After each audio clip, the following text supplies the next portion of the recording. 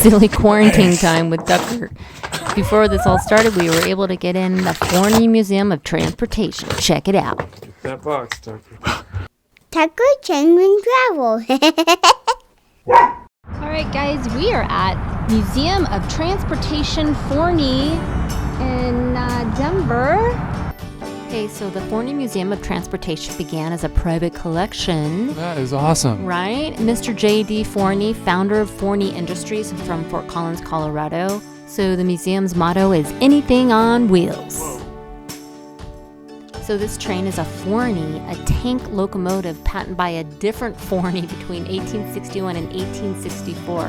That's awesome. Right? And what's really cool is the number 3 and the number 5 locomotives on the Disneyland Railroad were originally built as Forneys. That is great. There's the big boy. What a sight. Yep, they only built 25 big boys, and there's just 8 left. Wow, how lucky are we to get to see one? You know it.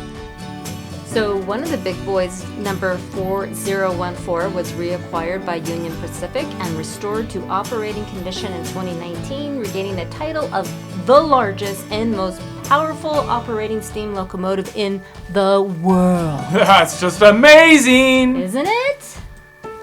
Hey, so did you know that the Union Pacific Big Boy is a type of 4884 steam locomotive? It was manufactured by the American Locomotive Company, ALCO, between 1941 and 44, and then operated by Union Pacific Railroad until 1959. That is really cool.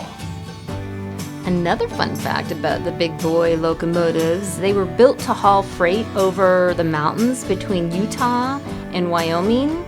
In the late 40s, they were reassigned to Cheyenne, Wyoming, where they hauled freight. And they were the only locomotives to use the 4884 wheel arrangement.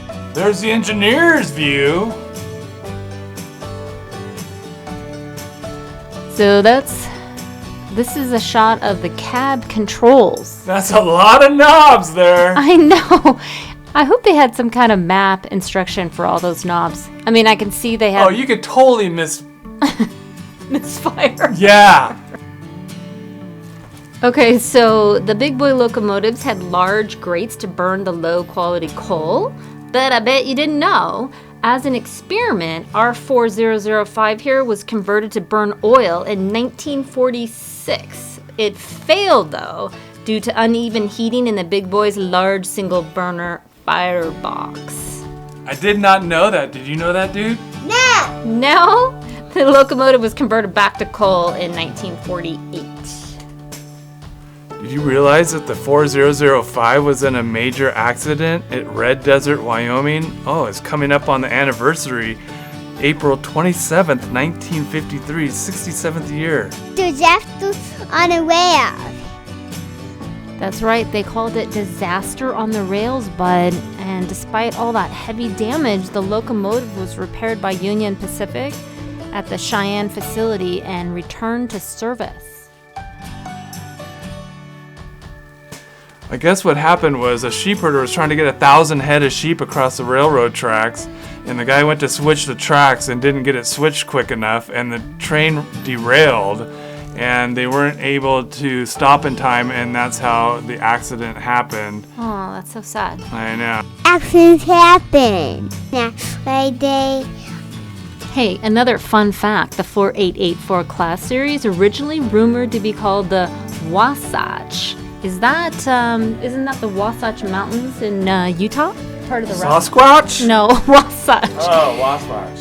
But then it got its big boy name after an unknown worker wrote on the big boy in chalk on the front of number 4000 when it was under construction.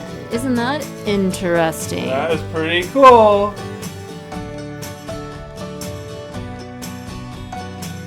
That's so cool. Amazing, isn't it?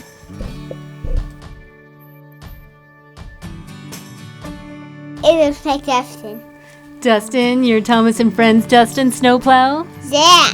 It does, huh? Look at the blades on that. Amazing.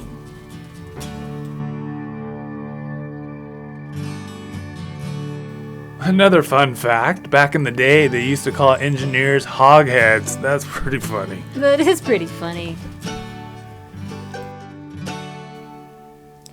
Well, I definitely think Big Boy was the right name for it because look how big this is. It's huge. I know, like there's that huge snowplow and then there's this 444 train and it's like the same size as the Big Boy. Man, it's like all those trains together don't even come up to the length of the Big Boy. Or the height. Crazy. So this is the Chicago and Northwestern number 444. It's a 10-wheeler type steam locomotive built in 1908 by Alco for the Chicago and Northwestern Railroad. You loved this train, didn't you, bud? Yeah. It was retired in 1958.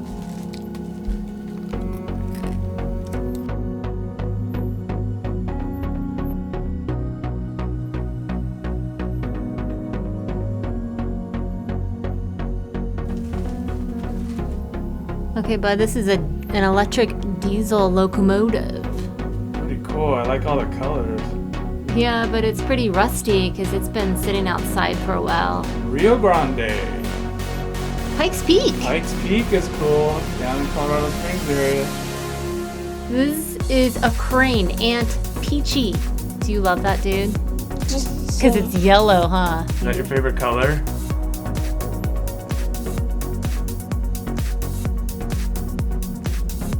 Look at that little push cart. It's so cool. It's pretty small, but it's got a lot of Yeah. Yeah.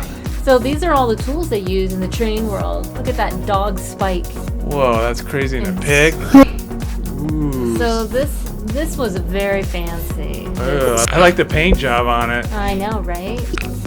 What do you think, dude? Hey, what's that? Caboose. Favorite! Yeah. Okay, so check out this luggage. Hard to believe they were able to get trunks like that they used back then on the train with people. Oh, that is so cool. It's like a big wagon.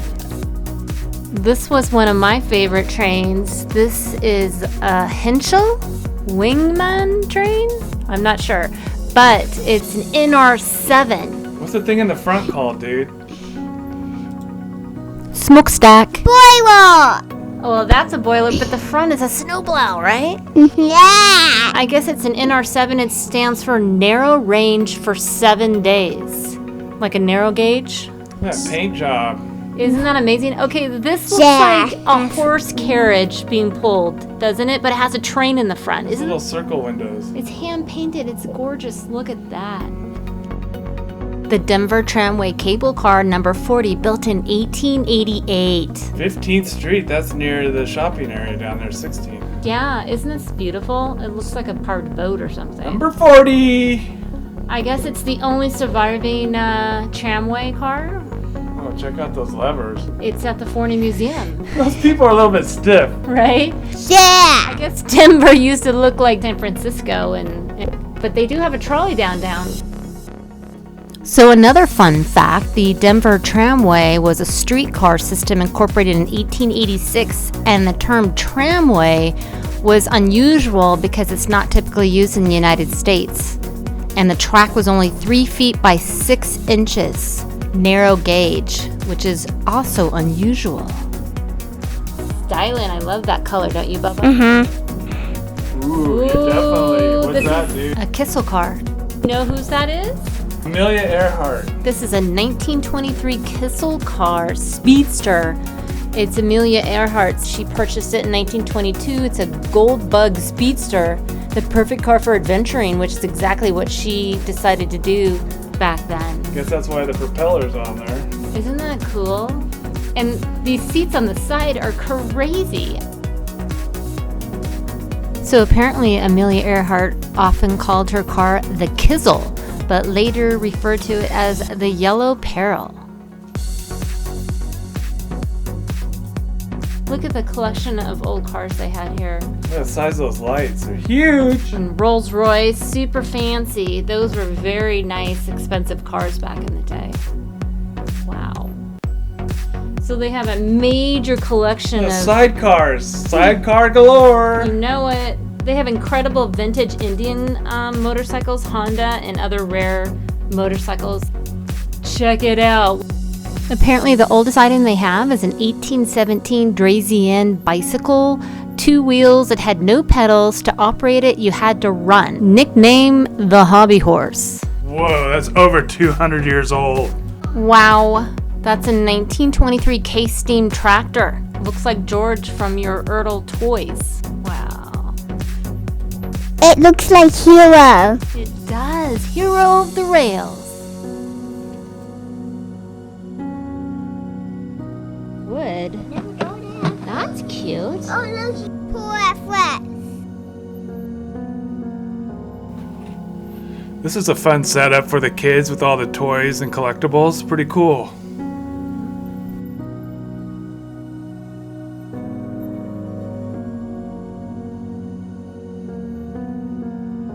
We call this the Diecast Room. Super cool stuff in here, and there's a 500-piece Matchbox collection. That is really cool. So awesome.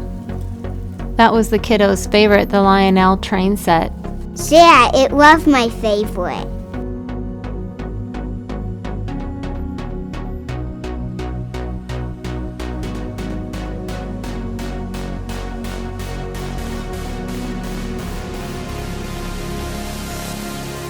Hey bud, that yellow diecast model, does that look like someone familiar? Who does it look like? Is that... He's finna walk it. It does! Make a big boy color. Subscribe now. Taco Changing Travel.